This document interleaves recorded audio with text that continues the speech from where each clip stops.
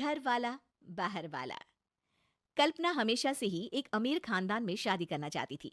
उसकी और विजय की अरेंज्ड मैरिज हुई थी।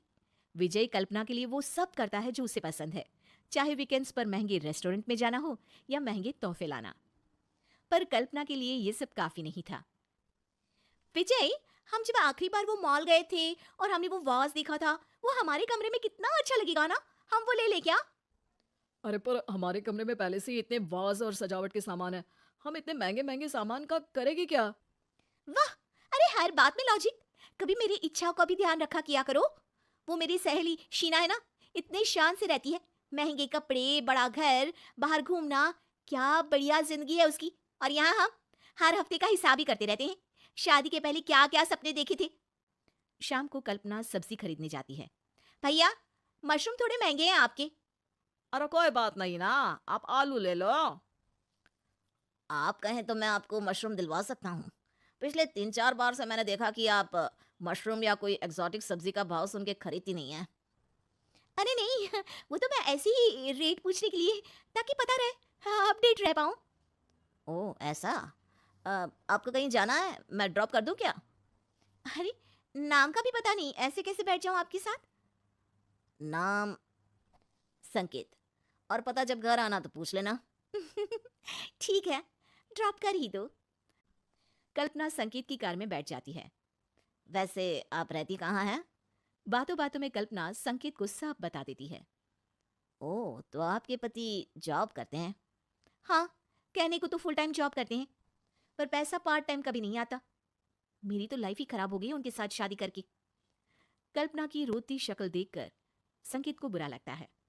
अगर आपको कोई भी परेशानी है तो आप ये मेरा नंबर ले लीजिए, मैं पास ही में रहता हूँ। अगले दिन फिर कल्पना जानबूझकर संकेत से टकरा जाती है। धीरे धीरे दोनों रोज उसी समय मिलने लगते हैं। मेरे पास तो तुम्हें देने के लिए कुछ भी नहीं है। तुमने मेरे लिए इतना कुछ किया है, मैं बदले में तुम्हें क्या दूं? मुझे तुमसे कुछ नहीं चाहिए कल्पना, बस तुम खुश रहो। दोनों अक्सर बाहर घूमने जाते हैं, महंगे रेस्टोरेंट्स में खाना खाते हैं और कल्पना ढेर सारी शॉपिंग करती है। आजकल घर लौटने में तुम्हें बहुत देरी हो जाती है।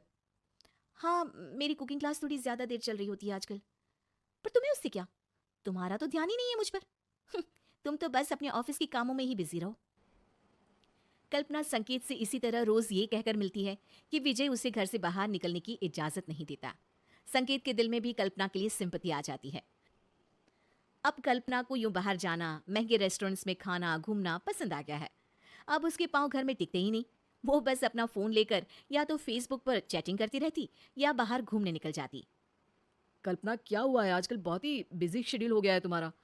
मेरा मतलब है, तुम्हें 2 मिनट बैठकर मुझसे बात करने तक का वक्त नहीं मिलता क्या? अब मेरी एक सहेली का फोन है, चलती हूँ मैं। कल्पना फोन लेकर कमरे में चली जाती है। हाँ सोमेश, कॉलेज की बात तो तुम भूल ही गए कि हम कितना साथ घुमा करते थे। शादी की बात तो मेरा जीवन ही बर्बाद हो गया है। विजय को मेरा किसी से फोन पर बात करना भी पसंद नहीं है।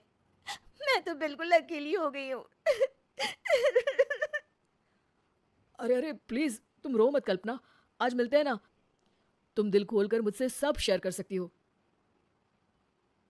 आंसू तो हम लड़कियों का सबसे अच्छा गहना होता है।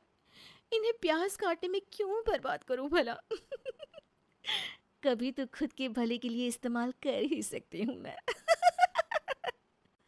कल्पना और सुमेश एक बड़े से मॉल में जाते हैं। कल्पना मॉल में आकर बहुत खुश हो जाती है। तभी अचानक उसे वहां संकेत दिखता है। जैसे तैसे अपना मुंह छुपाकर वहां से बाहर निकलने लगती है। उतने में विजय से जाकर टकरा जाती है। अब विजय, तुम यहाँ? हाँ मैं? क्यों, मैं नहीं आ सकता यहाँ तुम्हारे साथ मॉल में? तुम अगर मुझे बता देती कि तुम और सोमेश यहाँ आ रहे हो तो मैं भी तुम्हें ज्वाइन कर लेता। कल्पना की नजरें शर्म से झुक जाती हैं। अब पर तुम्हें कैसे पता कि मैं यहाँ हूँ? तुम लैपटॉप से फेसबुक लॉग आउट करना तो भूल ही गई थी। तभी पीछे से संकेत आ जाता है। हे कल्पना, क्या कर रही हो यहाँ पर? अरे मैंने पीछे बिल्कुल तुम्हारे जैसा ही कोई देखा, फिर सोचा तुम्हारा खड़ूस पति तुमको ऐसे थोड़ी ना घूमने देगा। अच्छा, मैं तुम्हें घूमने नहीं देता? और ये कौन है? अरे हो क्या रहा है? कल्पना फूट फूट कर रोने लगती है। मैं बहुत दुखी रहने लगी थी, मेरी जिंदगी बर्बाद हो गई थी। कोई मुझे देवदासी कहता था, मैं इतनी दुखी थी। कि अल्ताफ राजा की शायरी मुझे अपनी जिंदगी का किस्सा लगता था, तो मैंने बाहर भी लोगों से दोस्ती की।